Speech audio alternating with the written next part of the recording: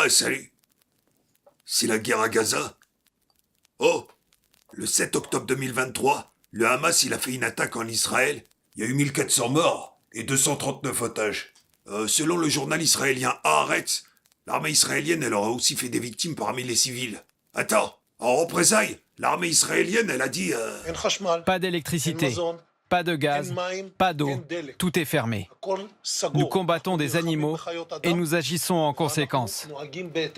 Et c'est comme ça que l'armée israélienne elle a commencé à bombarder la bande de Gaza.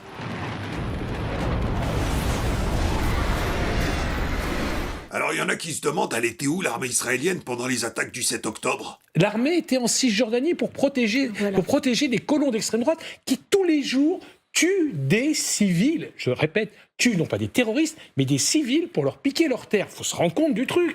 Et on sait que c'est pas bien de voler la terre des gens. Vous devez le savoir, ça. C'est ce qu'ils ont dit sur LCI. 490 000 colons pour un peu plus de 3 millions de Palestiniens. Une violence, un racisme, un apartheid qui est mis en place. On voit très bien d'ailleurs sur cette carte que la présence palestinienne a été grignotée au fil du temps par des implantations israéliennes. Une fois j'ai raconté cette histoire à un extraterrestre. C'est quoi le problème là-bas? Il m'a pas cru et il s'est barré. L'histoire elle a commencé quand? Faut demander à LCI.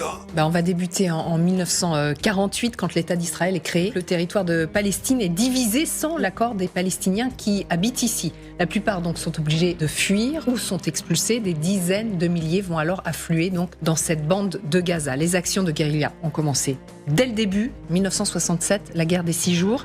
L'État hébreu s'empare de Gaza. Les Israéliens vont y rester pendant presque 40 ans. Ce n'est qu'en 2005 que les colons juifs se retirent. 2006, le Hamas remporte les élections législatives et s'empare ici du pouvoir. En réaction, Israël impose un blocus terrestre, aérien et maritime. Une immense clôture sécurisée est érigée. C'est la fameuse prison à ciel ouvert dénoncée par Human Rights Watch. Ensuite, je sais pas ce qui leur arrive à LCI en ce moment. Les diététiciens de l'armée israélienne ont calculé la ration calorique permettant de maintenir le Gazaoui moyen juste au-dessus du seuil de malnutrition. 2279 calories par personne et par jour. Donc à partir de cette estimation, l'état-major a décidé que 131 camions seraient autorisés à entrer dans Gaza chaque jour. Ça fait beaucoup de choses tristes dans nos oreilles d'un coup. Attends, c'est pour ça LCI, ils ont dû se reprendre. Pardon de l'exprimer de façon peut-être un peu brutale, il y a un antisémitisme couscous. Fantastique. C'est dégueulasse la guerre.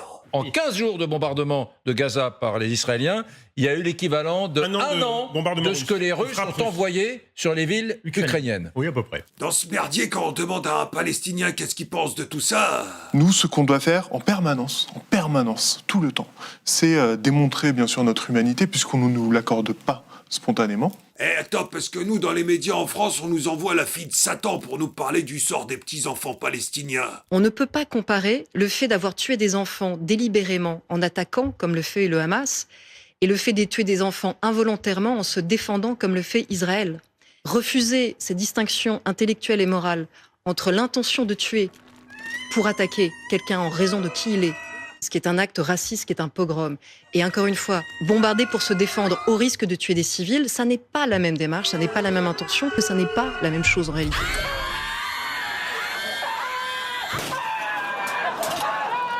Oh, et ce sac poubelle, il est automatiquement défendu par un autre sac poubelle. Ce qu'a dit Caroline Fourest est très important. Évidemment, elle n'a pas fait de hiérarchie entre les victimes et les gens qui ne le comprennent pas font semblant de ne pas le comprendre. Alors celui-là, il se fait passer pour un philosophe, mais il raconte de la merde. En plus, il a couché avec la femme de son père. Quelle indignité. Dans cette famille dégénérée, il y a aussi ce truc. Une bombe qui explose et qui va détruire et qui va faire des dégâts collatéraux tuera sans doute des enfants. Mais ces enfants ne mourront pas en ayant l'impression qu'en face d'eux, l'humanité a trahi tout ce qu'ils étaient en droit d'attendre.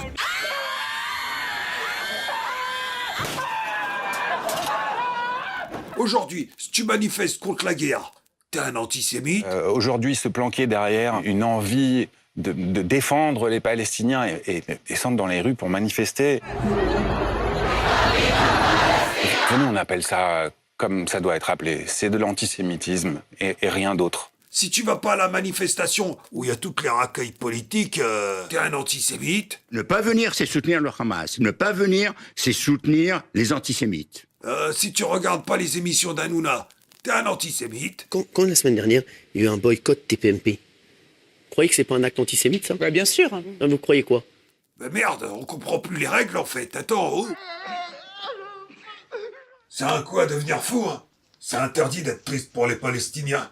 On est triste pour les Israéliens, pour les Palestiniens. Il faut qu'on parvienne à faire comprendre à un auditeur qu'en fait, c'est aussi triste un Palestinien qui meurt. Je suis désolé, rien ne dit qu'il y a 11 000 morts. Il y a des morts. 11 000 morts, je n'en sais rien. Il y a des morts. Il y a eu quand même des propos qui parfois étaient contradictoires. À quel mot d'Emmanuel Macron vous faites référence?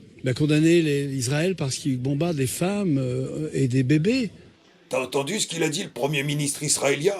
Non. C'est une lutte entre l'axe du mal, l'Iran, le Hezbollah et le Hamas et le monde qui veut le progrès. Nous sommes les tenants de la lumière, eux ils sont les tenants de l'obscurité et la lumière l'emportera sur l'obscurité. En attendant, avec ce qui se trouve à proximité de leur côte... Le champ gazier, situé à 36 km des côtes gazaouis, a été découvert en 2000, Marine 1 et Marine 2, qui pourraient fournir l'équivalent de 15 ans de consommation de gaz à Gaza et au territoire palestinien. Ils ont de quoi avoir le chauffage et la lumière, et on les met dans l'obscurité. Déjà, c'est à peine s'ils peuvent aller pêcher du poisson en mer. Quand ils auront disparu, on dira qu'ils ont jamais existé.